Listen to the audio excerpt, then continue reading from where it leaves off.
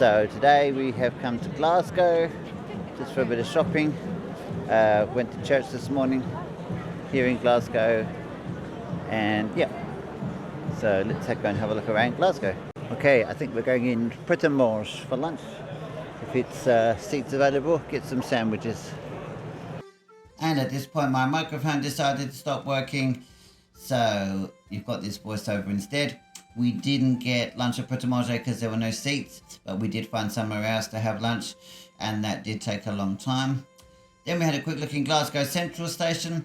This was opened on the 1st of August 1879 and is the main connection from Glasgow down to London and other parts of England.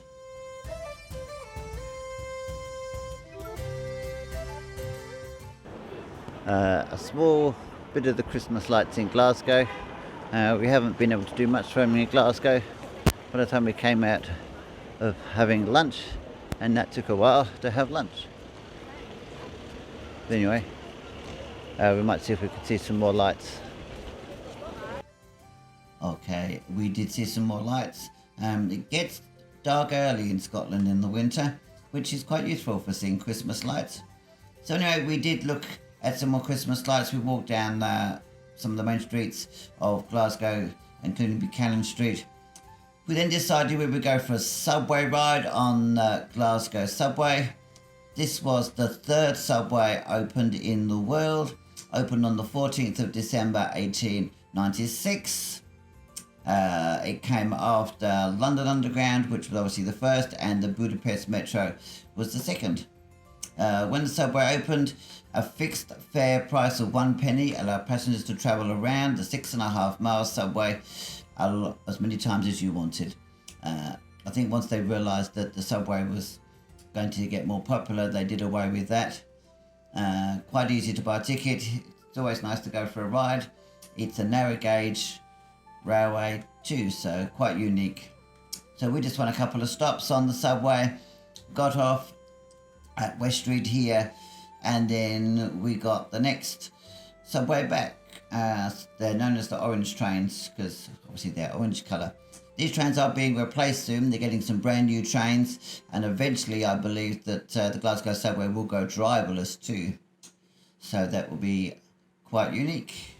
Very easy to get around Glasgow if you want to get around using the buses or the subway. The subway takes you to all the main points in Glasgow too. So well worth a ride. Okay, so we decided to go back to Buchanan Street on the subway, so then we could slowly head home.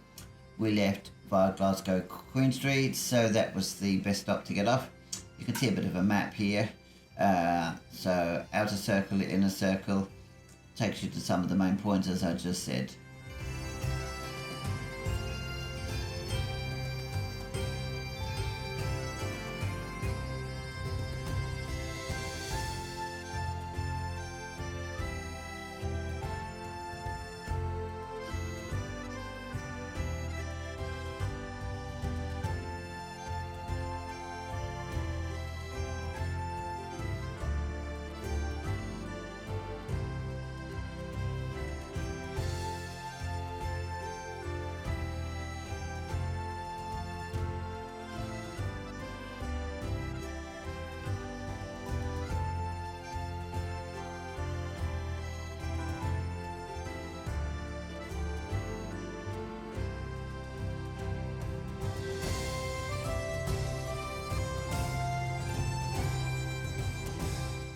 Okay, so we had a great ride on the Glasgow Subway.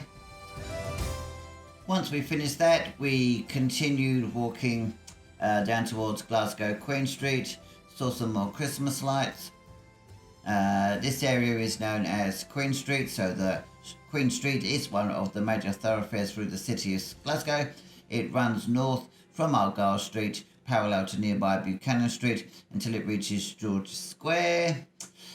So here, near George's Square, we can see the Glasgow Christmas markets. So we went and had a very brief look. Really good again, not as big as Edinburgh Christmas markets, but still looked really great. So after leaving here, we slowly made our way back to Glasgow Queen Street. This is the second busiest railway station in Glasgow. It's also the third major railway station in Scotland. It was opened in February 1842 and provides access from Glasgow to northern and eastern Scotland.